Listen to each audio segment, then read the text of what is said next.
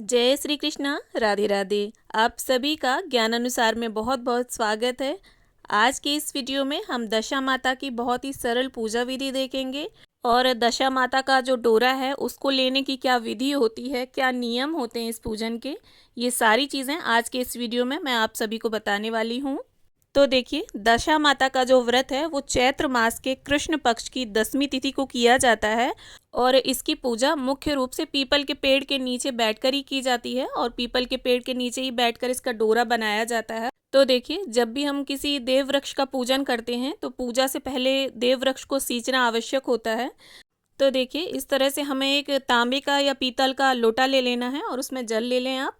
और मैं यहाँ एक मंदिर में आई हूँ, यहीं पर पीपल का वृक्ष है तो मैं यहीं पर पूजा करने वाली हूँ। अगर आप ऐसी जगह जा रहे हैं पूजन के लिए जहाँ पानी की व्यवस्था नहीं है, तब आप घर से ही पूजा के लिए जल लेकर आएँ।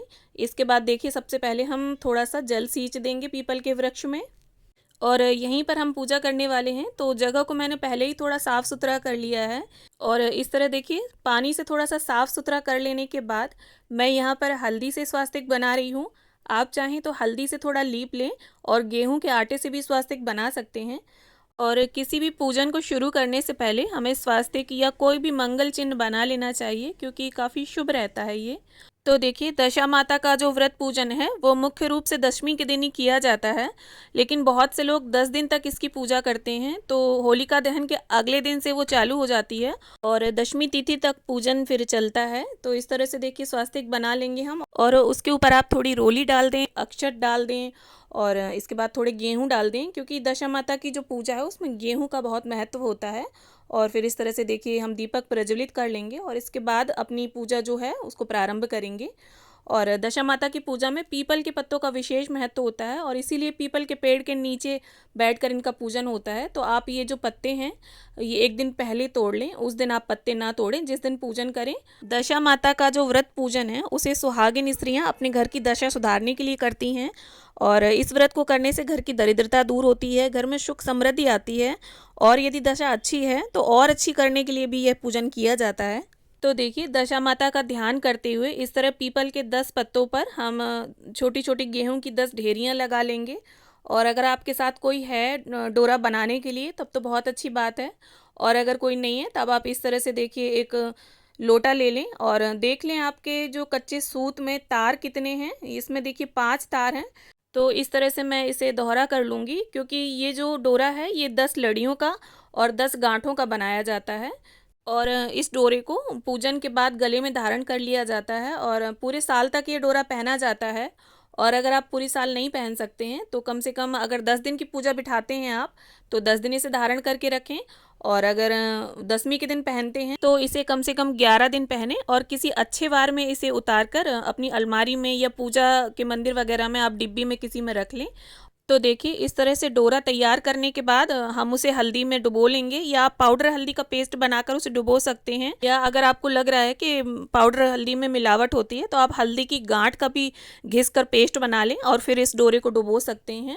और इस डोरे को हमें यहीं पूजा में रखना होता है। पूजा के दौरान आप इस डोरे को पीपल के पत्ते पर इस तरह यहीं पूजा में रख लें और पूजा के बाद जब आप इस डोरे को धारण करेंगे तो इसमें आप लॉकेट या छल्ला कुछ भी डाल लें, खाली इसको ना पहने। और इस तरह से देखिए, पीपल पर हमें 10-10 टिक्कियाँ लगानी होती हैं दशा माता के नाम की। रोली की, मेहंदी की, काजल की 10-10 टिक्कियाँ आप रख लें और ये जो 10-10 टिक्कियाँ हैं इन्हें ही दशा माता का स्वरूप समझकर पूजन किया जाता है। और किसी किसी के यहाँ पर हल्दी, रोली और घी के थापे भी लगाए जाते हैं। तो देखिए, अगर आप किसी कारणवश पीपल के पेड़ के पास आकर इस पूजन को नहीं कर सकते हैं तो घर पर भी आप इसी विधि से पूजा कर सकते हैं। इसके बाद कम से कम 5 आप सुहाग की सामग्री अर्पित करें, उसमें मेहंदी, काजल और रोली ज़रूर होनी चाहिए। और इसके बाद गेहूं के आटे से बना कोई भी मीठा आप भोग में समर्पित कर दें। यहाँ पर मैंने गेहूं के आटे से बनी लापसी रखी है और इस तरह से आपको 10 सिक्के लेने हैं और इन्हें भी यहीं आप रख लें। और इस तरह से देखिए, इन्हें पानी से इस तरह से घुमाते हुए मिनस लेंगे हम, और ये जो है ये आपको अपनी सासू माँ को देना है। इसमें आप और भी चीज़ें ऐड कर सकते हैं। और इसके बाद यहाँ पर मैंने गुड़ और बताशे का भोग रखा है। आप चाहें तो लापसी की जगह पर मीठी पूड़ी बना सकते हैं, गुलगुले बना सकते हैं। और इसके बाद इस तरह से हाथ में 10 गेहूं के दाने लेकर हम कथा पढ़ लेंगे या सुन लेंगे और जो 10 दिन की पूजा बिठाते हैं वो पहले दिन 10 कहानियाँ पढ़ते हैं और दूसरे दिन से लेकर 9वें दिन तक 7 कहानियाँ पढ़ी जाती हैं और 10वें दिन यानी लास्ट जो दिन होता है उस दिन वापस से 10 कहानियाँ पढ़ी जाती हैं। और कथा संपन्न होने के बाद ये दाने हम यहीं पीपल की जड़ में छोड़ देंगे और इसके बाद गणपति जी का ध्यान करते हुए, दशा माता का ध्यान करते हुए हम धूप से, दीप से आरती उतार लेंगे। तो देखिए, जब तक आप दशा माता का पूजन करते हैं, चाहे आप 10 दिन का पूजन करें या दशमी वाले दिन आप पूजा करें, इन दिनों के अंतराल में ना तो आप किसी को उधार दें और ना ही किसी से उधार लें। और जहाँ पर भी आप पूजा करने आए हैं, अगर आपके पास पूजा सामग्री वो नहीं है तो बिना आप उस पूजा सामग्री के ही पूजा कर लें, किसी से वो पूजा सामग्री ना लें। और अगर लेना चाहते हैं, आपका मन नहीं मान रहा है, तो तुरंत उसके पैसे आप उन्हें दे दें जिससे भी आपने वो सामान लिया है। क्योंकि जो दशा माता का व्रत पूजन है वो विशेष रूप से घर की आर्थिक स्थिति को अच्छा करने के लिए किया जाता है। इसके बाद कच्चा सूत लपेटते हुए हमें पीपल की 10 परिक्रमा करनी होती हैं। परिक्रमा करते समय आप दशा माता के गीत भी गा सकते हैं अगर आपको आते हैं तो, और अगर नहीं आते हैं तो मन में दशा माता का ध्यान धरते हुए जय दशा माता बोलते हुए भी परिक्रमा को पूरी कर सकते हैं। तो देखिए, वैसे तो ये जो पूजन है ये ग्रुप में ही अच्छे लगते हैं, लेकिन कई बार ऐसा होता है हमें पूजा अकेले ही करनी पड़ जाती है और ग्रुप में अगर करते हैं तो कई लोगों को आते भी हैं इस तरह के गीत। तो परिक्रमा करते करते गीत गाते हुए पता भी नहीं चलता कब परिक्रमा पूरी हो गई।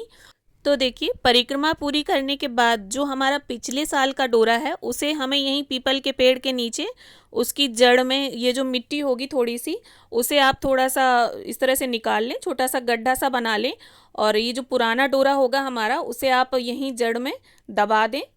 और इसके बाद जो नया डोरा हमने बनाया है उसे आप धारण कर लें और ये जो आपने लापसी रखी है इसे आप अपनी सासू जी को दे दें।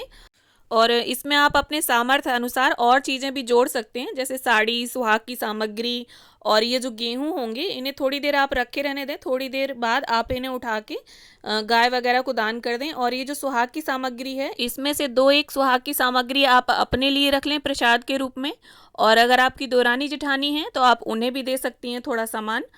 तो इस तरह से दशा माता की जो पूजा है वो संपन्न होती है। तो उम्मीद करती हूँ आप सभी को दशा माता की ये सरल सी पूजा विधि जरूर पसंद आई होगी। वीडियो अगर अच्छा लगा हो तो इसे लाइक कर देना, और अगर चैनल को सब्सक्राइब कर रखा है तो बहुत धन्यवाद, और अगर नहीं किया है तो अभी कर लीजिए और साथ में वीडियो को शेयर भी कर दीजिए।